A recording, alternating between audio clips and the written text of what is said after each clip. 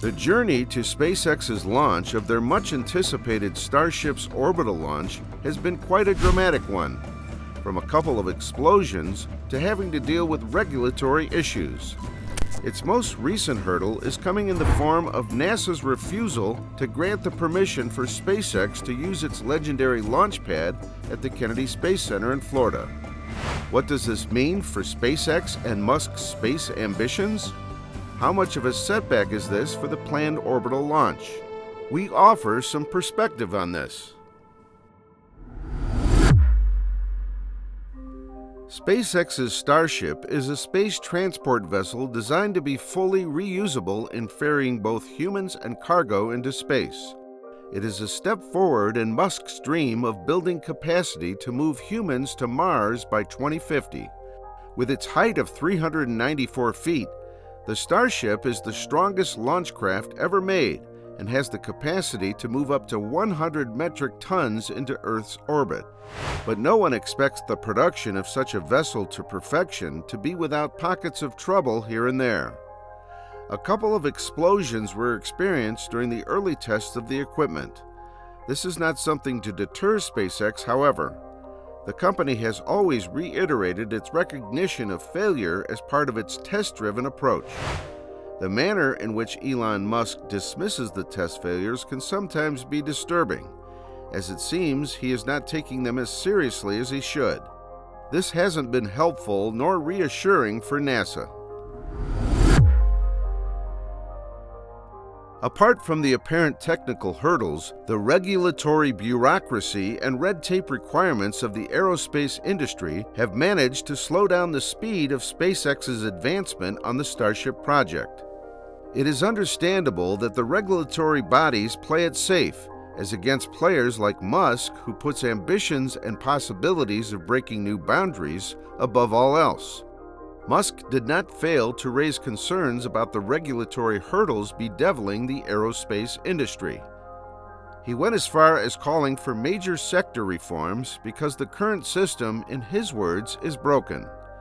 In a disapproval protest, SpaceX shunned the FAA's warnings when it launched its spaceship prototype S and 8 for a flight test.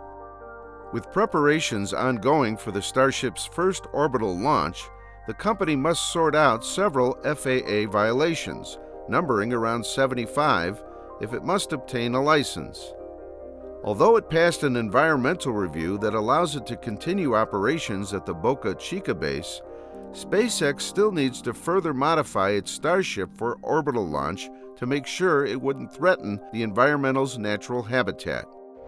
Given the possibility of failure, which isn't so strange to SpaceX, NASA is not enthusiastic about giving SpaceX permission to use its LC-39A Launchpad at the Kennedy Space Center, Florida, for its orbital launch.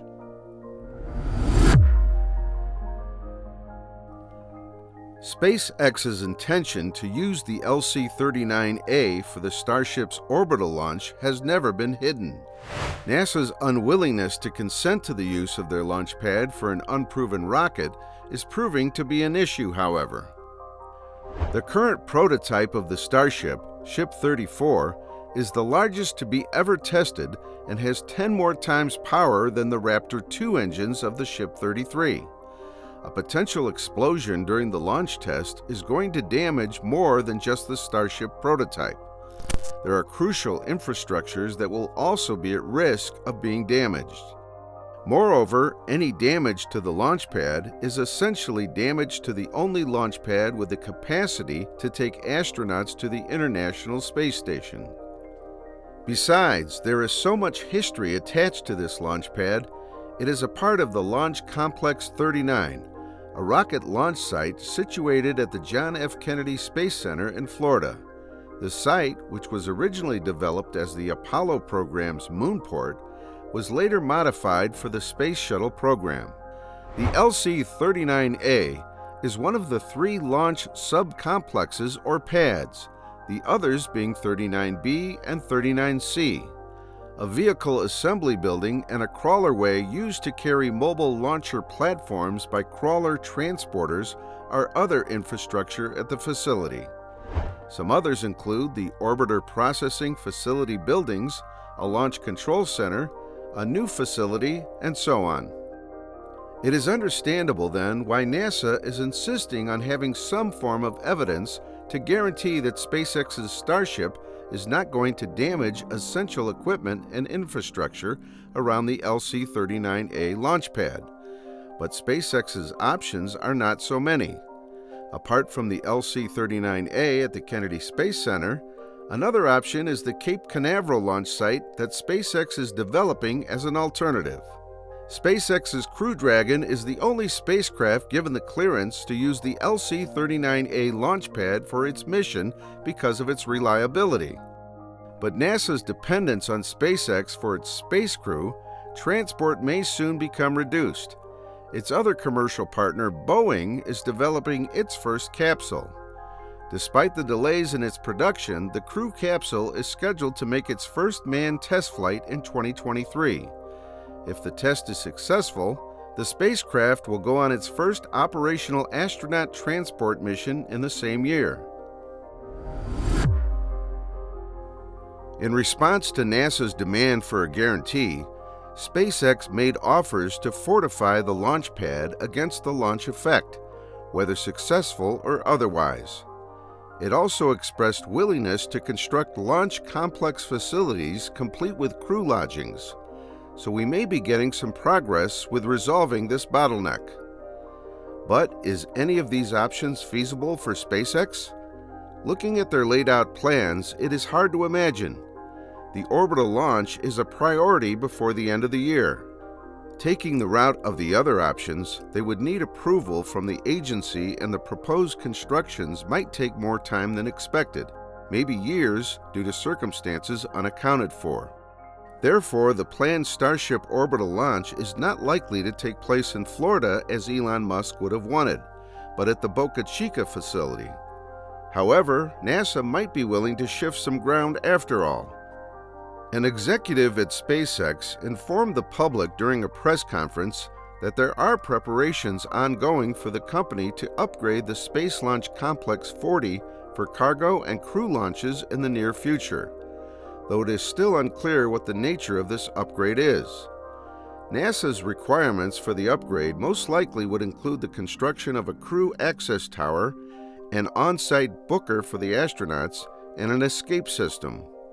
Elon Musk is hopeful that the first launch from the Kennedy Space Center in Florida would happen by the second quarter of 2023. Given SpaceX's unreliable schedules, though, its planned upgrades and modifications might be incomplete by that time. The will to launch the Starship from the Kennedy Space Center remains strong, and the launch will proceed once it's proven safe. Now the plan seems to be to use Boca Chica as a base to conduct a series of tests that would bring the Starship to the required standard before bringing it over to the LC-39A at Florida for the orbital launch. Consequently, the facility at Boca Chica is undergoing more upgrades and modifications to support the first orbital launch. The infrastructure at the almost completed launch pad is receiving serious upgrades. The construction of a giant 475-foot tall tower with 2 robotic arms is going on with the hope that the structure will have the capability to catch the Starship in midair before hitting the ground. There's going to be an added third arm attached to the tower to connect the Starship's upper stage to the launch pad's power and gas supplies. The tower will also take charge of assembling the Starship rockets at the launch pad. The tower is designed to have a sturdy build, which would make it less sensitive to extreme weather. The successful completion of SpaceX's construction of its launch pad at Cape Canaveral will contribute to its chances of performing future launches from the Kennedy Space Center. However, that is also depending on the success of the impending orbital flight from SpaceX's launch pad in Boca Chica. If the Starship rocket explodes again, it will inevitably delay SpaceX's progress in this program and discourage NASA from giving SpaceX further concessions. Launch this video into orbit by clicking the like button, and don't forget to subscribe to the channel. Thanks for watching.